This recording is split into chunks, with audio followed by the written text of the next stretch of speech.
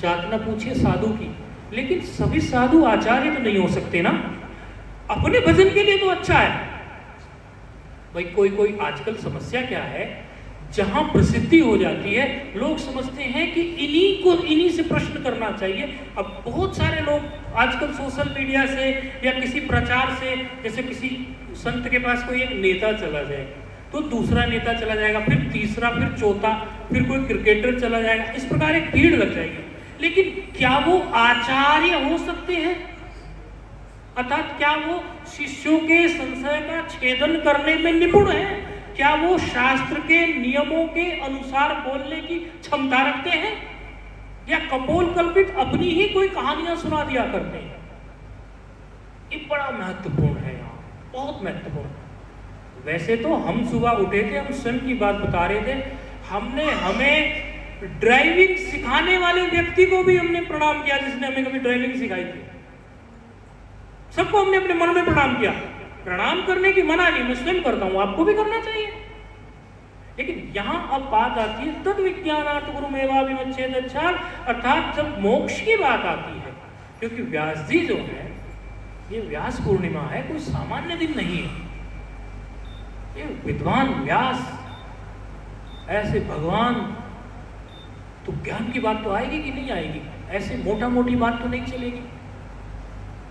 तो जब मोक्ष की बात जब चलने लगेगी तो वहां फिर आचार्य की या गुरु की, जिनको हम गुरु कहते हैं, उनके अंदर ये सब लक्षण घटित होने चाहिए। यदि ये लक्षण घटित नहीं होते हैं तो फिर गुरु पद पर वो सुशोभित नहीं होते। अब देखिए, अब इसका लाभ क्या होगा, अब आपको बताता हूं। कहते हैं कि भाई अरे गुरु सेवा में क्या रखा है, क्या करें गुरु सेवा, हम तो अपनी सेवा कर ले वही बहुत है, और क्या होना है गुरु सेवा से। ऐसे मूढ़ लोग या कुतार्किक लोग ऐसी बात कर सकते हैं। मैंने मेरे जीवन में और कई लोगों के जीवन में ऐसे चमत्कार देखे हैं जो कि केवल गुरु सेवा से ही घटित हो गए हैं। ऐसा नहीं है कि उन्होंने कोई विशेष साधना की हो, केवल गुरु सेवा से।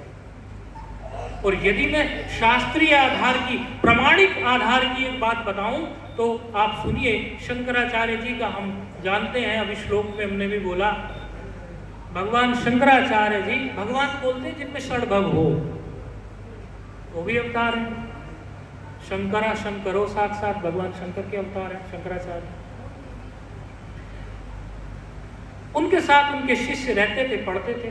तो उनको एक बार वो श्रृंगेरी मठ गए दक्षिण में, वहां उन्हें गिरि नाम का एक शिष्य मिला। गिरि नाम का शिष्य उन्होंने स्वीकार किया। महापुरुषों की दूर तक दृष्टि होती है, किसी को पता नहीं होता कि इनकी दृष्टि कहाँ तक जाती है। और फिर वो इस बात में थोड़ा सा विवाद है कि वो काशी में थे या बद्रीनाथ में थे, क्योंकि कई पुस्तकों में ये बात ऐसा आया कि हमने तो बहुत सारा टेक्स्ट देखा हुआ है कि वो काशी में थे, और कई में आया है वो बद्रीनाथ में थे। लेकिन घटना सत्य है, स्थान बदल सकता है। तो आप ऐसा आग्रह मत करना कि महाराज जी ने हमें बताया कि शंकराचार्य जी बद्रीनाथ में थे और हमने उस पुस्तक में पढ़ा वो तो काशी में थे। तो ये दोनों ही आया है पुस्तक। लेकिन आप इस घटना को सुनिए। ये जो गिरि नाम के शिष्य थे, आज गुरु और शिष्यों की बात चलेगी। ये गिरि नाम के जो शिष्य थे, इनको स्वीकार लिया। ये बड़े सेवाभावी थे, बहुत सेवाभावी थे। इन्होंने सोचा अरे गुरु जी के सफेद कपड़े में मुझे गेरू लगाना है, और इतना सॉफ्ट हो, इतना पानी से धोना है, भोजन इतने बजे बनना है, और इस समय वो ये खाते हैं, ऐसा खा के वो फिर शास्त्र पढ़ते हैं। थोड़ा सा उनका मैं समझो गर्म पानी करके दे देता हूँ, उसमें वो पी लेते हैं और बैठ के पढ़ते रहते हैं और अपना शास्त्र रचते रहते हैं। हर वक्त गिरि की जो श्रद्धा थी वो सेवा में ही अधिक थी। अब बाकी के उनके 3 शिष्य थे, सुरेश्वराचार्य, पद्मपादाचार्य। बाकी के जो शिष्य थे उनके, वो सोचते कि सुरेश्वराचार्य हो गए, पद्मपादाचार्य हो गए, हस्तमलकाचार्य, 3 शिष्य जो थे उनके तीनों के नाम से मठ है। वो कहते हैं कि ये तो बस सेवा में ही लगे रहते हैं, अब गुरुजी क्या था कि ब्रह्म सूत्र पर विचार कर रहे थे और वो सुनाते भी थे शिष्यों को और विचार भी कर रहे थे। तो पाठ चालू होना तो रोज पाठ पढ़ाते थे। शिष्य बोले गुरुजी पाठ चालू करो ना। अरे बोले वो गिर ही नहीं आया अभी, गिर ही नहीं आया अभी। बोले गुरुजी आप किसके चक्कर में पड़े हो, उसे सिवाय कपड़ों पे धुलाई करने के, गेरू लगाने के, भोजन बनाने के, उसको कुछ और आता है क्या? उसे क्या विद्या आती है? हम विद्वानों के जो पाठ चल रहा है उसमें आप गिरी को बुला रहे हो। अरे फिर उन्हें लगा शंकराचार्य जी को ये तो समझ नहीं रहे उस शिष्य की कितनी श्रद्धा है मुझमें और सेवा कैसी करता है। ये तो बस अपना यही अंदाजा लगा रहे हैं कि वो सेवा करता है, उसको बुद्धि नहीं होगी। गुरु की देखिए, गुरु की कृपा देखिए आप। गुरु कहीं से भी कभी भी बैठे बैठे कैसे भी कृपा कर सकते हैं। आपकी बुद्धि से बहुत परे रहते हैं वो। आप पूजन करते हैं, थोड़ा चरणों में जल डाल देते हैं, दूध डाल देते हैं, कुछ डाल देते हैं, आपको लगता है गुरु जी यही है, गुरु जी का पूजन कर रहे हैं। गुरु जी किसी और अव्यक्त तत्व में रमण करते हैं। गुरु जी कहाँ रहते हैं ये समझ से बाहर का खेल है। गुरु जी ने वहीं बैठे बैठे संकल्प कर दिया, बोले अच्छा। अब वही उनको जो शिष्य थे उनके गिरी, उनकी बुद्धि एकदम स्फुरित हुई और आए वहां से। और आते हुए गुरु जी ने कहा भाई सुनाओ कैसे क्या। पहले तो उन्होंने उस पाठ की सारी चर्चा सुनाई जो शंकराचार्य जी बताने वाले थे। तो बड़े चकित हो गए। तो गुरु ने कृपा कर दी ना, अब दिखने में लगते थे इनको कुछ आता नहीं। और फिर उन्होंने बड़ा सुंदर स्तुति की। देखो मैंने ये नोट किया हुआ स्तुति। विदित अखिल शास्त्र सुधा जलधे महिषोपनिषद प्रमाणितार्थ निधे हृदये कलये विमलम चरणम भव शंकर देशी मे शरणम करुणा वरुणालय पालय मां भव सागर दुख विदूनर्दम रच यकिल दर्शन तत्व विदम भव शंकर देशी मे शरणम। वो भगवान शंकराचार्य जी की वंदना की, कह रहे हैं कि हे ज्ञान के सागर, विदित अखिल शास्त्र सुधा जले, सुधा जले ज्ञान के सागर, महोपनिषद प्रमाणितार्थ निधे, आप उपनिषदों के ज्ञान के व्याख्याता हैं। हृदय कलये विमलम चरणम, मैं अपने हृदय में आपके पवित्र चरण कमलों का ध्यान करता हूँ। हे मेरे गुरु शंकर, हे मेरे गुरु शंकराचार्य, आप ही मेरी शरण हो, कोई और चीज मेरी शरण नहीं है। मैं किसी और चीज की शरण में नहीं हूँ, मेरी शरणागति आपके चरणों में ही है। अब ये श्लोक मैंने क्यों सुना है ये बताऊंगा मैं, ये बताऊंगा। ये श्लोक जो रचा हुआ है, इस श्लोक के रचने के बाद, ये श्लोक रचा तो इस श्लोक का बना, ये जो छंद होते हैं, श्लोक जो रचे जाते हैं ना, वो यहाँ एक दो लोग संस्कृत के विद्वान भी बैठे हैं तो उनकी जानकारी के लिए उनको भी थोड़ा मसाला मिल जाएगा। ये श्लोक जो रचा हुआ है वो तोटक छंद में है, उनका नाम पड़ा तोटक। उन्होंने तोटक छंद में ये श्लोक रचा, जिसमें चार सगण होते हैं। जैसे श्लोक होता है ना, उसमें 4 पाद होते हैं, तो प्रत्येक पाद में इसमें 4 सगण है।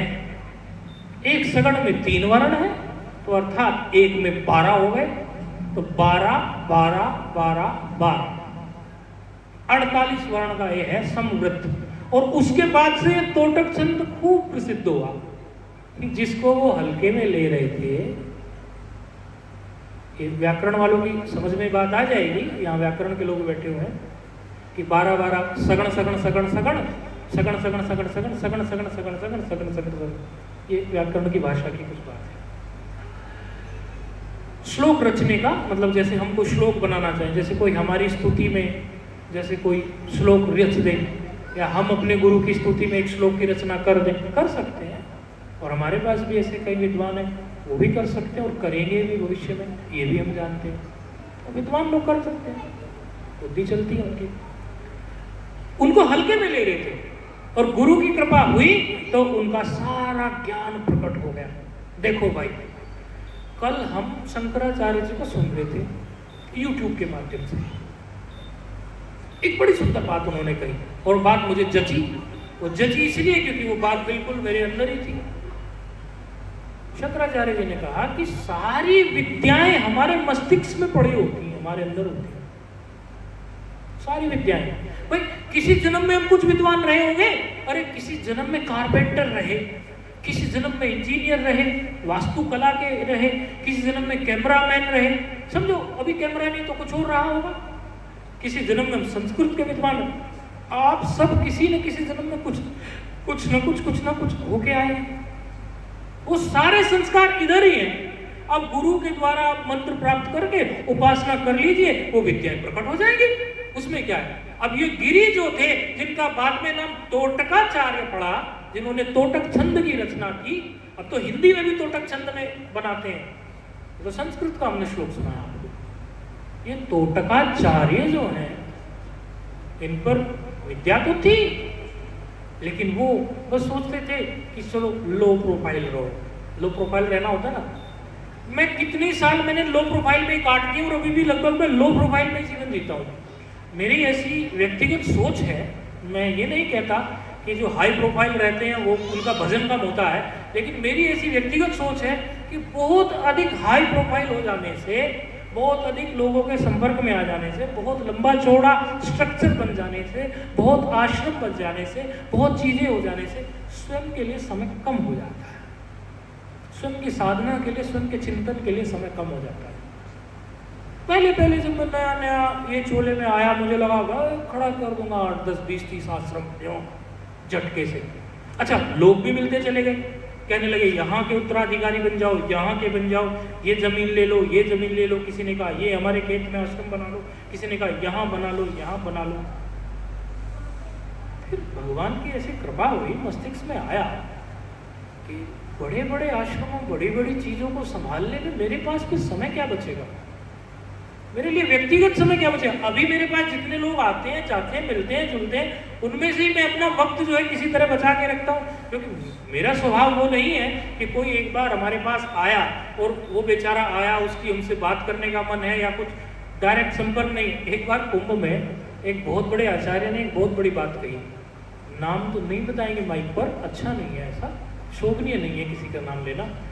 वो कहने लगे मैं महाराज जी मैंने प्रणाम किया, बड़े आचार्य हैं इस समय, सबसे बड़े आचार्य, सबसे बड़े अखाड़े के वही है, बस जिसे समझना होगा समझ लेना, तो ऐसे बोलना नहीं चाहिए।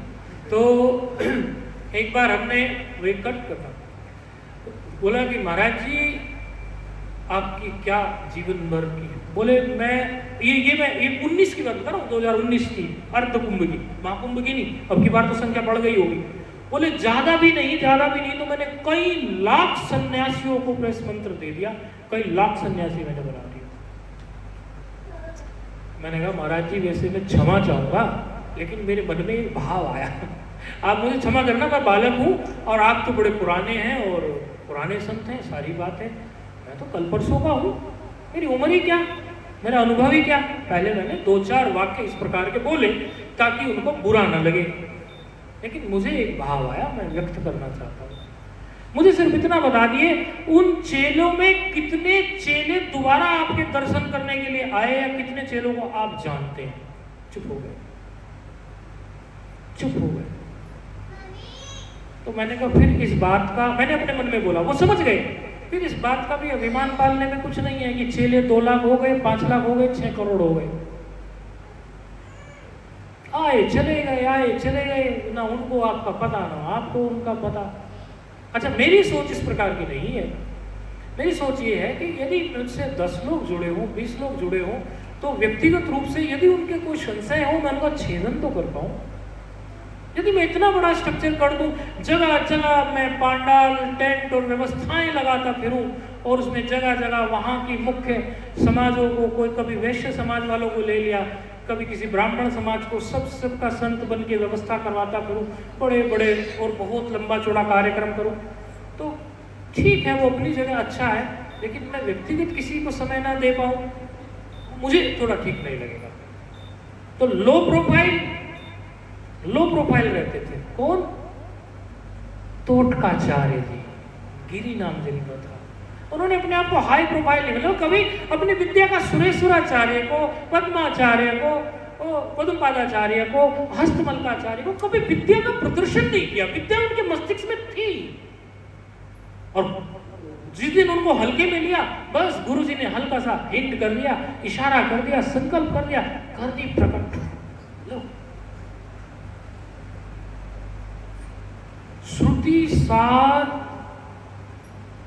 समुद्भवम, शायद शास्त्र का नाम है, श्रुति सार समुद्भवम।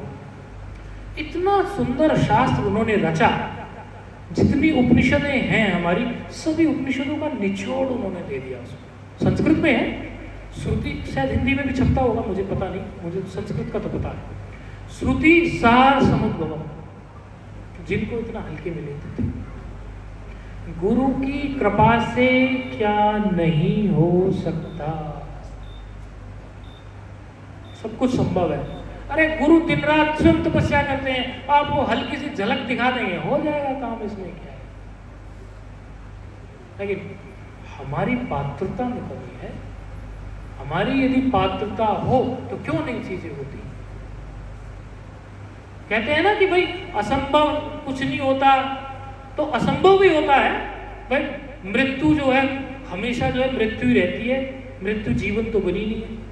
लेकिन उससे भिन्न बहुत सी चीजें ऐसी हैं जो असंभव नहीं है, गुरु कृपा से संभव हो जाती है। और कई कई बार तो मृत्यु भी टल जाती है। हम आपको अपने जीवन की कोई बात कहें, उससे आपको शायद आत्मश्लाघा लग जाए, लगे कि शायद स्व प्रशंसा के लिए कह रहे हैं। लेकिन यहाँ एक व्यक्ति बैठा हुआ है, उन्होंने हमें एक दिन एक बात